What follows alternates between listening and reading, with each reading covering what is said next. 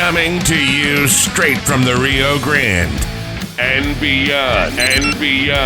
Broadcasting to the four corners of the globe. So grab your seat, your coffee, or your sundowner. Okay, everybody, here we go. On point, as always. This is Gloves Off. Gloves Off.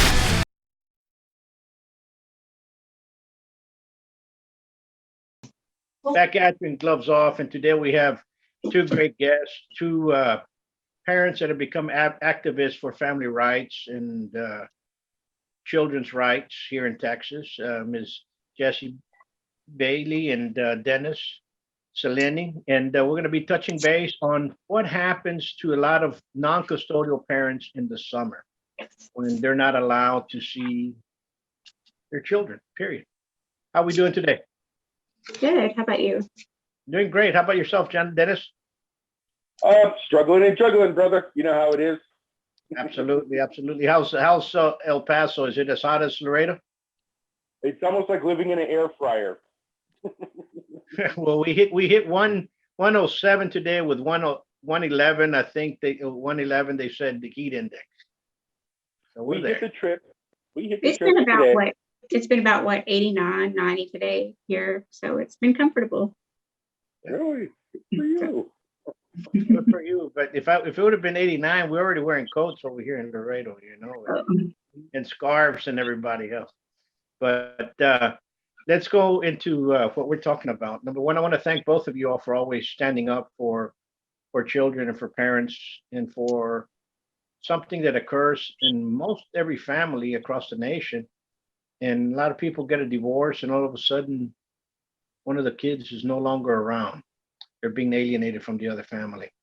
And in my opinion, I think alienation or the seed of parental alienation starts with the lack of enforcement of Penal Code 2503, which is interference with child custody. But I want to ask you all, what do you recommend a non-custodial parent to do if they're forced into that in the summer?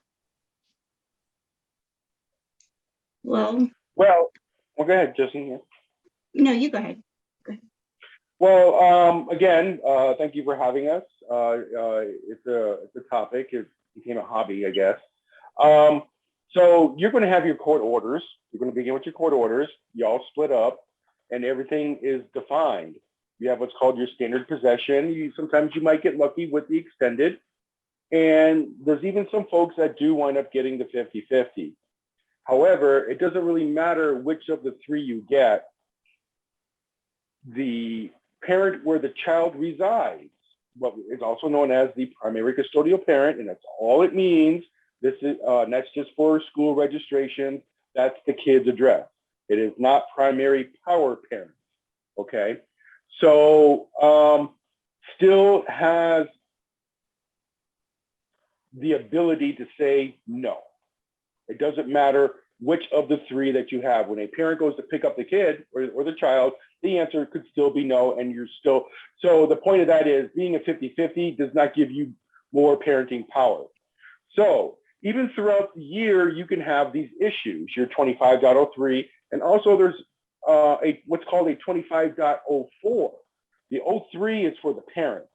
The .04 could be a relative, or somebody not in the party of the suit who also partakes in the denial or the hindering of the visitation. So we're just going to go with the standard. There's 365 days. Now, most of your court orders, generally all of them, the non-custodial parent will get a month or 30 days throughout the summer. And when you read your court orders, that parent before April or before June, before school gets out, at least a month before school gets out, that parent, and it's in your decree, is to notify the other parent, hey, these are the 30 days that I would like. Now, where it also gets confusing is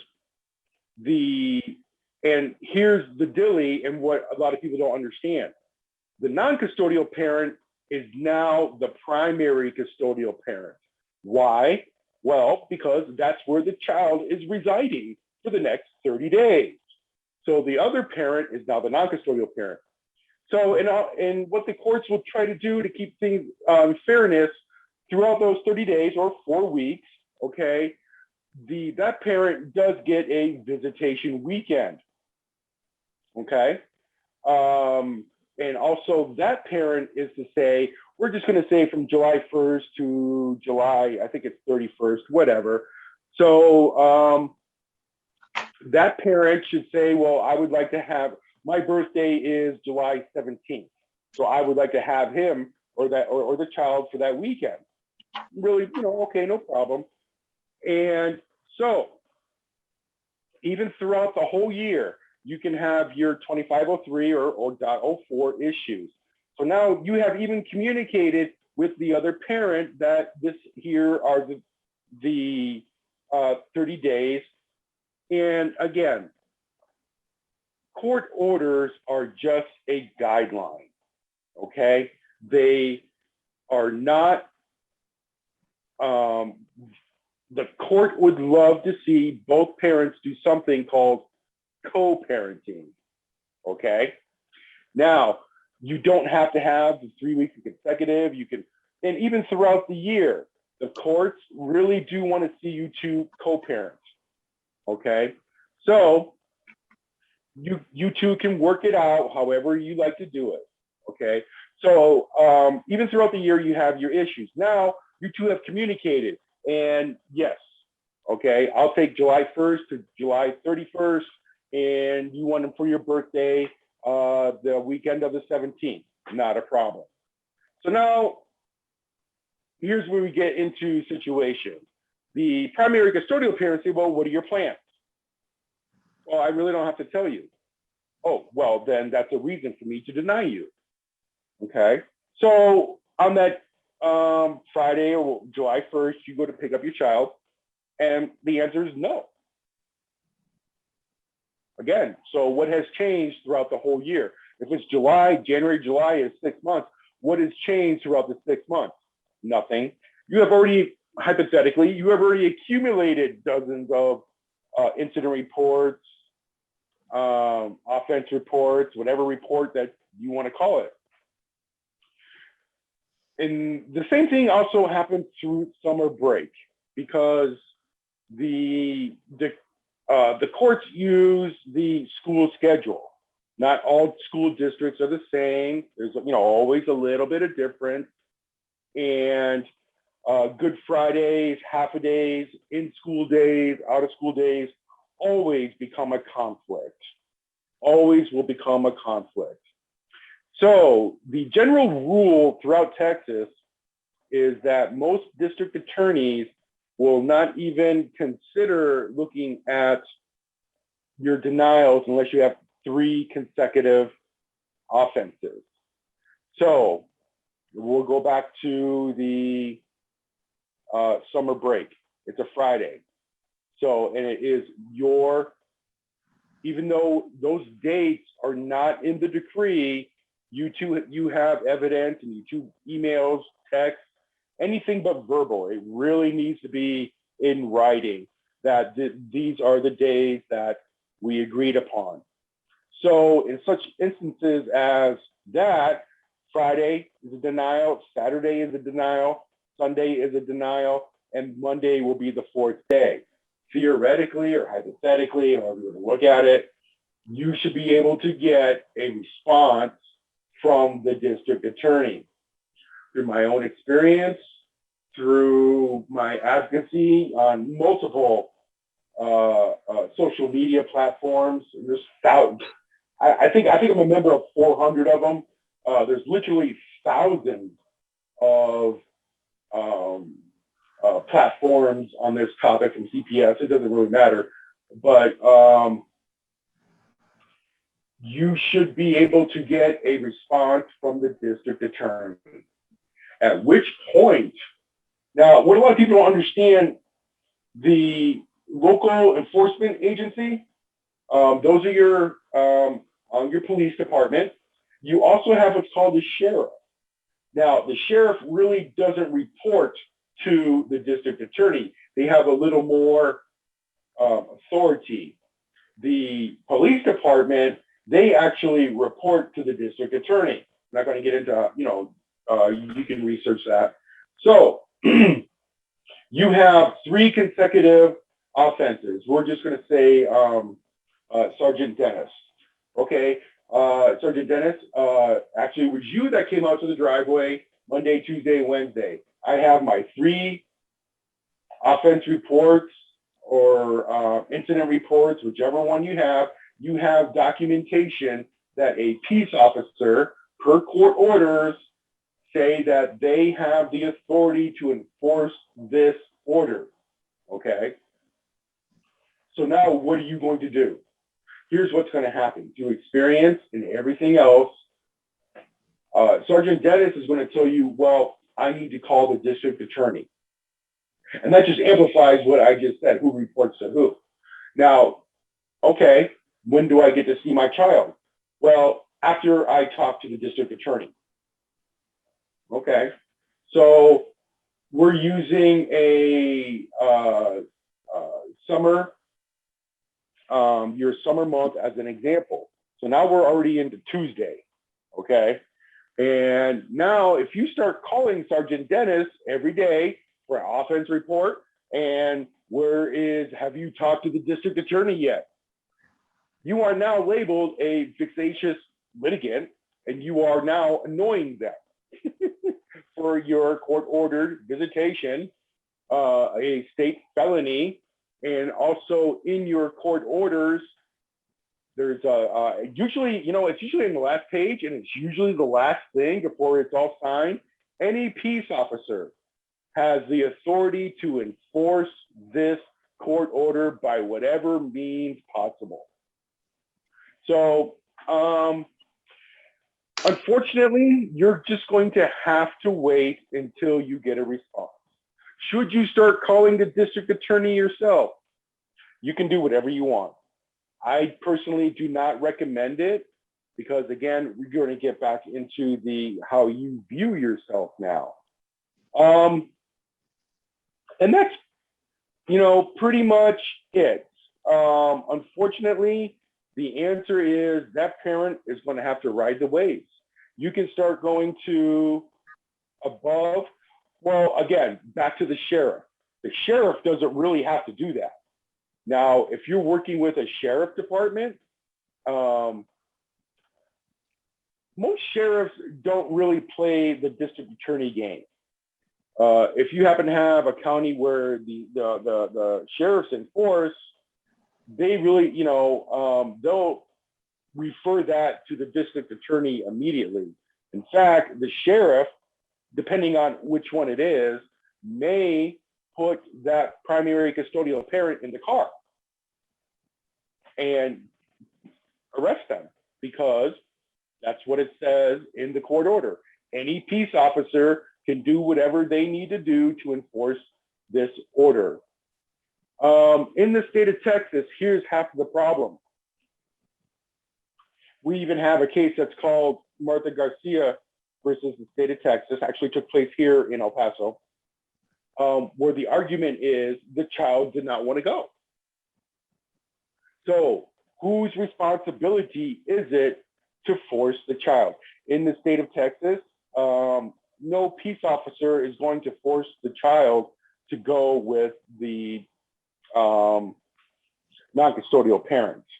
But per Martha Garcia versus Texas, it is the primary custodial parent's responsibility to see to it that the visitation takes place. Whether the child wants to or not, if the child is 17 and wants to go to his graduation party, it's still that parent's responsibility to see to it that the visitation takes place. Unfortunately, y'all, through my experience, my own research, helping other people, hearing all the stories, that's pretty much all that you can do. You have to ride the waves. However, there are times, and we're not saying that it doesn't happen. It does. There have been arrests. There have been, but what happens after that? Generally, even through my own experience, the high percentage of those even indicted for the 2503s, nothing happens. They'll drop the case. So what did we teach that parent? We're not going to enforce this. Absolutely. And that seems to be what's going on across Texas. And that seems to be as many stories, and that they kind of do that. And sometimes we have to go back into court and actually get some makeup days, and that's basically what's gonna occur. But once again, the interference with child custody, that penal code is not enforced here in Texas, not by the police.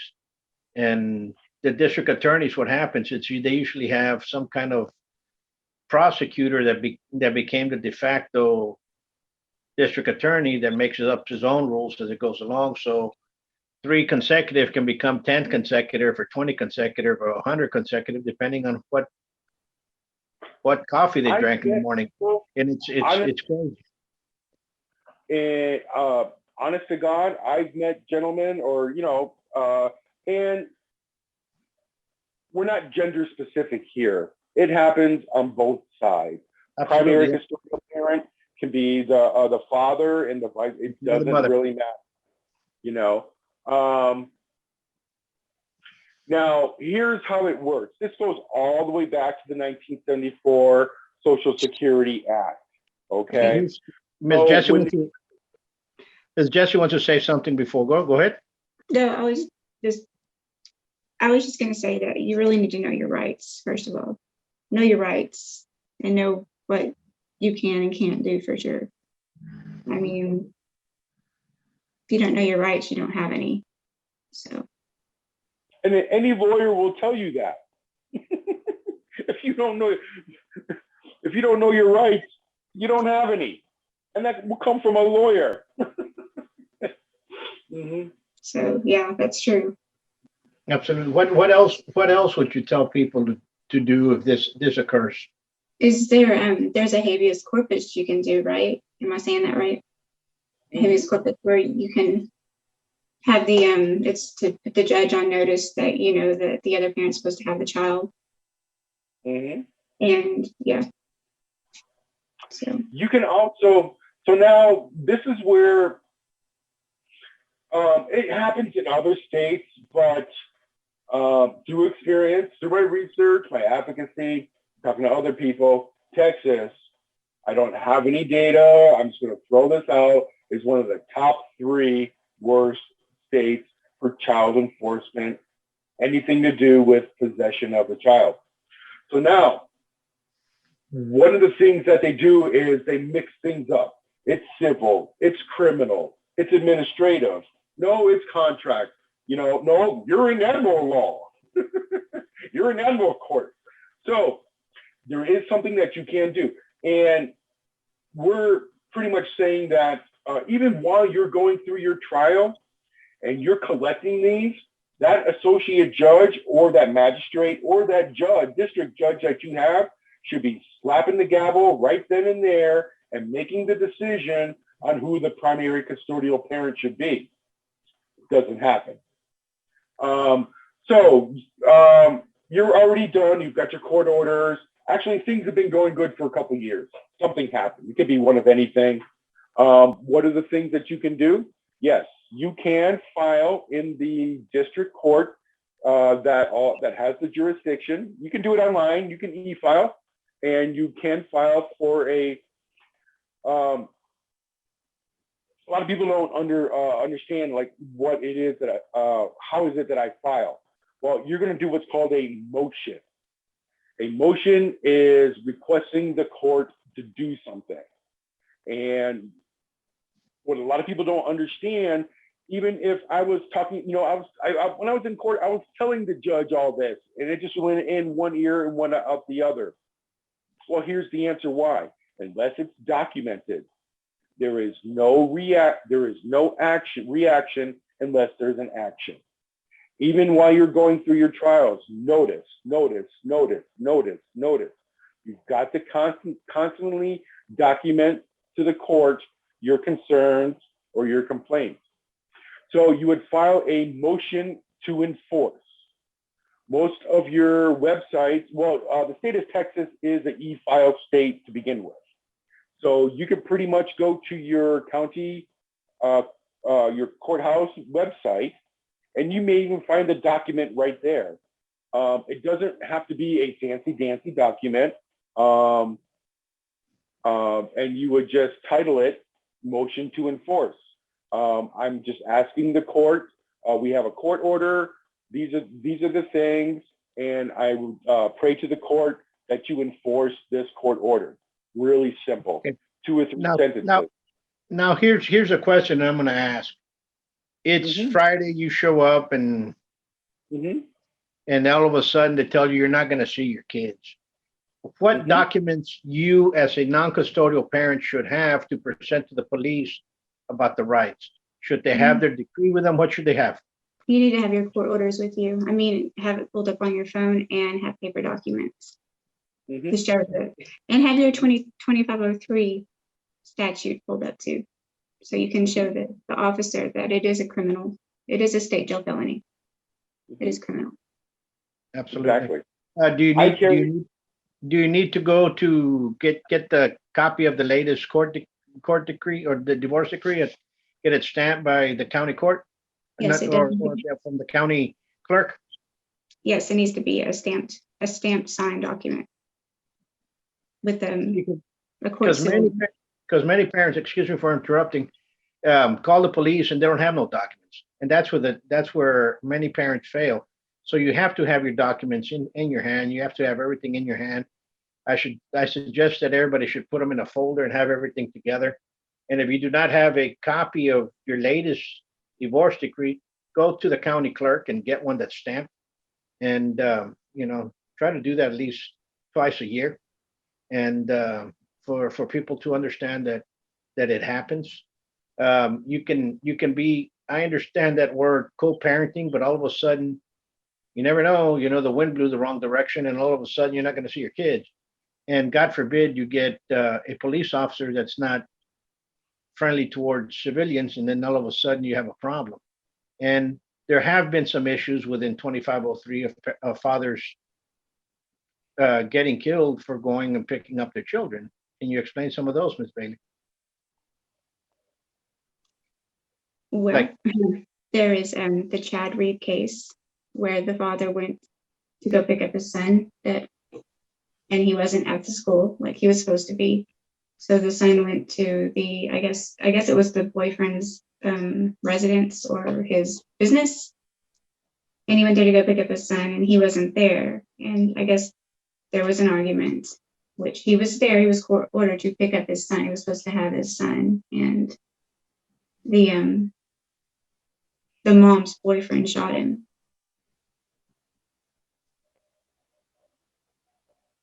And that happened last year here in Texas. It happened in November of 2021. Was that right? Mm-hmm. And it's more common now. You're seeing it more and more, maybe because of social media. But these occurrences are occurring over and over. Yeah, there's a John Mass. John Mass he had gone through court for years, on false allegations of abuse. They finally cleared his name, and he went to go pick up his kids, and the father-in-law came and shot him. I've seen several. I mean, almost one a week, it seems like, a parent getting killed or something happening like that. It's outrageous. And all for the lack of enforcing a law that should be enforced from the get-go. And this Exactly. law, like I say, in my opinion, is what seeds parental alienation, what gives fruit for it. Because all of a sudden, if they can get away with it, well, they're going to get away with everything else. And you might have been co-parenting, but once they get away with something, they're going to say, I don't need to do that. Well, that's also teaching our kids that they don't have to follow rules. There's rules. I mean, you have rules as a parent. I have rules as a parent. Our kids have rules as kids. I mean, if we're not teaching them to follow rules, what's that teaching our kids? Absolutely. Absolutely. Not to reveal our true inner age, Professor, but I'm sure when you grew up and when I grew up on a farm, and our parents gave us two choices. We can either put you through college or put you through the wall. I chose the wall, but that's why I prefer the 20 on center as opposed to the 16. But as Jessi mentioned, what exactly are we teaching the children? You alienate a father from their son, or there might be some. It depends. I'm just saying in general, because it happens to both parents. And it happens to moms, and it happens to dads, and it happens to loving parents that go there and they're being alienated. What happens to the kids? And granted, there are some knuckleheads out there that really don't want to be involved with their kids' lives, and that occurs. We understand it. We get it. We understand that it's there. But there's a lot of good parents out there that are just being alienated from their children, and things occur. All of a sudden, when a tragedy comes, all of a sudden the police say, "Well, the father wasn't in his life," just like what happened with that horrible massacre over in Uvalde. The father was not in the kid's life. I bet you if you ask the father, and if they talk to him about being alienated, he's probably going to have some story that he was not involved in his kid's life because he was not allowed to see him, or something to that effect. That actually came out. It was mentioned, and I don't have it in front of me, so I'm not. You can always research that to find out what the father actually said, but it is straight in point with what the professor was talking about. Mm-hmm. And if you're not, that's what happens, and the police, and I'm going to say this openly, the police are so quick to label a parent, like you said, that looking after the kid as a nuisance, as crazy, as whatever, deadbeat, or whatever. They'll label you, they'll profile you in a heartbeat. But when they do something wrong, and you point and you tell them, "Hey, this is what you guys did wrong," they're the first ones that are going behind the union badge shield. And they're the first ones that will not allow a parent to be involved in their kids' lives, but they're the first ones that when the crime happens from one of these kids, "Oh, he had a deadbeat father." Well, you guys don't allow the fathers to be involved in their kids' life. So you guys are to blame for this, for not enforcing a law. Well, I'd like to take it a little step further. I'd like to take it a little step further, if I may. It all goes back to Congress. It all goes back to where it comes from. So people may be asking, why are these people not enforcing their own laws? In fact, there's even a U.S. Code 18-1509, obstruction of court orders. There is a state felony. I mean, like we can sit here and go through a case law and whatever. So what is it that causes it? Well, I'm not going to go religious or Bible on you, but we all know that the love of money is the root of all evil. So it is about money. So in this arena, how does money affect it? It goes all the way back to the original act and even all the amendments and everything to what we are today. Possession is not a receivable. It is a payable. And we're not going to get into child, you don't pay. Child support is a receivable. There is an incentive. And we can always talk about that later. So what are we saying? Child support, the program brings money in to the states. We're not going to get into what they do with it. Possession, the enforcement of possession. Well, let's say, okay, nothing is free. People don't understand. When you dial 911, there's a kitty cat on my air conditioner and it won't go away. Cops come out, the fire department. That's not free, everybody. Nothing is free. Behind the scenes, there's some accounting and things like that. So even when you call the non-emergency and you have an escort, that gets billed back. Okay. Who does that get back billed to? Well, it's going to go from the sheriff or the police department. It's going to go to the district attorney, and then the district attorney is going to send the bill to the office of the attorney general. And then that's where these guys are going to get into, well, we're not paying for that. We're not paying for that. Even if you get into a prosecution, it's not free. Somebody has to pay for that. And where is that money going to come from? Even at the level of the original act and everything else, there is no accountability for the enforcement of the possession. Therefore, possession is a payable, and it's about money. It really is a decision that a manager at a store would make. But we're not talking about managers at a store. We're talking about the law. We're talking about district attorneys enforcing a state felony. And it becomes like, well, who's going to pay for it? Not me, not me. So that is one of the reasons why, as we kick this off, in Texas, you need a minimum of 3 offenses to even be considered for a review. So it really needs to start at the congressional level, but even at that, it really should be a moral issue within our society. Parents are not seeing their children, and your elected officials are squabbling over, well, who's going to pay for it? And what's it doing to our children? This is going on 4 decades. You know, this didn't happen overnight. This didn't happen last year. This has been going on for over 3.5, 4 decades. And when you start looking at your elected officials, well, let's take a look at how long they've been there. Many of them have been there for over 2 decades.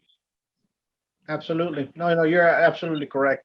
And I hate to say this, but the police come out there and they always use the best interest of the child. They're going to stay there. The mom is saying whatever, or the father, the custodial parent is saying that the non-custodial parent, just had his fortune read and he's not supposed to be getting his fortune read. Whatever happens, whatever excuse they bring in, and they always say we're using this for the best interest of the child. When it goes there, and that's one of the excuses why they're not going to enforce it at the moment it's happening. But yet we saw how much of care they had for children for 90 minutes that they were outside counting air molecules instead of going in there and trying to save children that were screaming. And that, to me, is where the bottom line ends. If they're not going to enforce something, then we really need to really look and see what are the better options for our society to get back on track, because we've lost it some form or fashion. I agree. Go ahead. Parents. No, I said I agree. I agree. The institution of parenthood has simply been dissolved. Absolutely. Absolutely. And again, the love of money is the root of all evil. And Absolutely. It all boils down to, technically, who's going to pay for it? I mean, that's the bottom line. When you ask, I have a court order. It's a state felony. I have the Second Amendment, 14th Amendment. You're violating my Bill of Rights. Oh, and here's another thing I would like to mention for those parents. I don't suggest you get into a constitutional battle with a peace officer that may be trying to help you. No. You're really not going to get anywhere. You can mention, hey, isn't 25.03 a state felony? I mean, I don't know. They might nod their head and say, yeah. And that I'm highly suggesting that you just leave it at that. Please don't start. And I agree with you at that 100%. Have your documentation in hand. Have everything there. Show them. If they don't, just tell them, please, I would like to have my report. Please give me the incident report, offense report. People want the offense report. Try to get your offense report. it really doesn't matter because they're not going to do anything about it. Don't get into an arguing or try to correct them because it can happen to what happened to me 2 years ago. The police officer took a couple of steps back and he went for his gun. That's when I had to call that, and it's all recorded. It's just a big mess.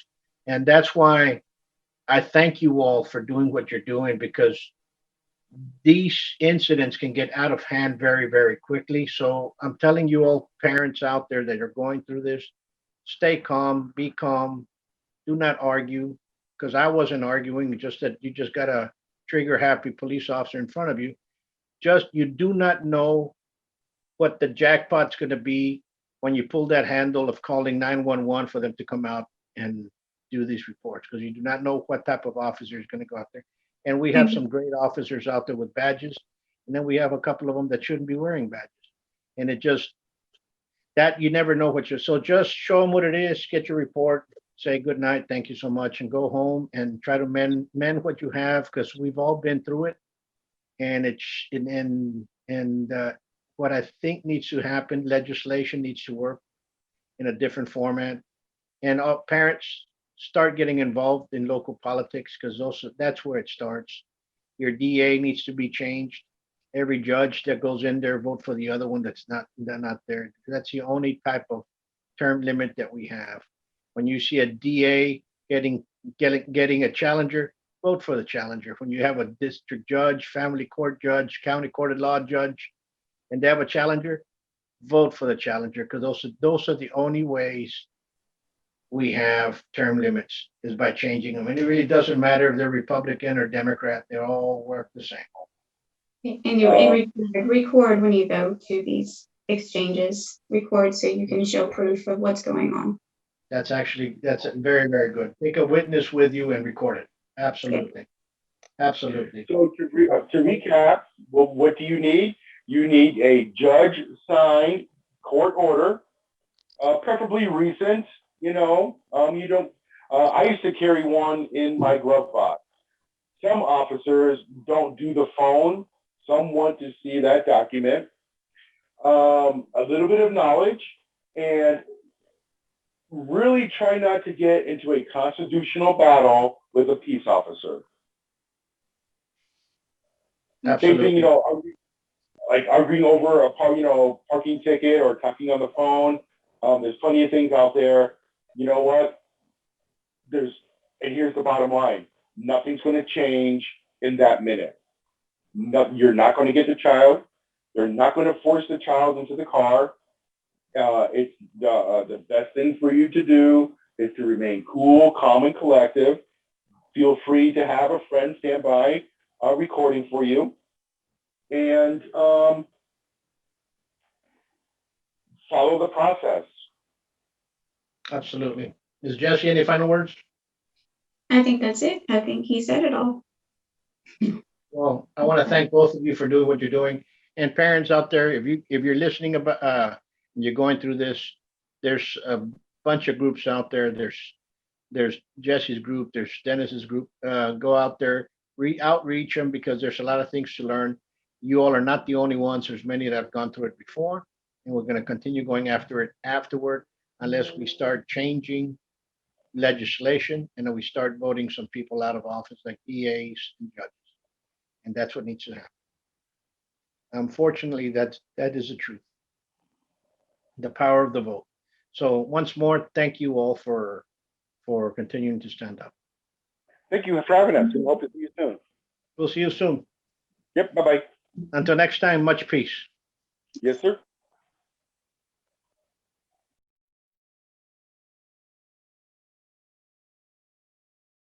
Today, in America, more than 5.5 million men, women, and children train in a martial art regularly. Buitron Academy has been serving Laredo for over 30 years now. Our adult classes are geared for producing the best in you, teaching you street-ready techniques. With the arts of Savate and Kinpo, you'll learn the traditions of these sciences of combat, as passed down professor to student. Hello, my name is Jaime Garcia. I started Savate when I was 17 or 18. I'd like to say it was because I was in search of knowledge, but truth be told, I joined Sabat because I got my ass kicked in a bar. My mouth was writing checks, my ass couldn't cash, so I figured I should learn how to fight. I was looking through the paper, trying to find someone that I could really learn something from, and I came across Buitron's school. Even though it was on the other side of town for me, I wanted to go someplace where I wasn't going to be wasting my time. So I came by. He was nice enough to take me on as a student, and I started learning. I went all the way up until I think it was white glove, pretty consistently.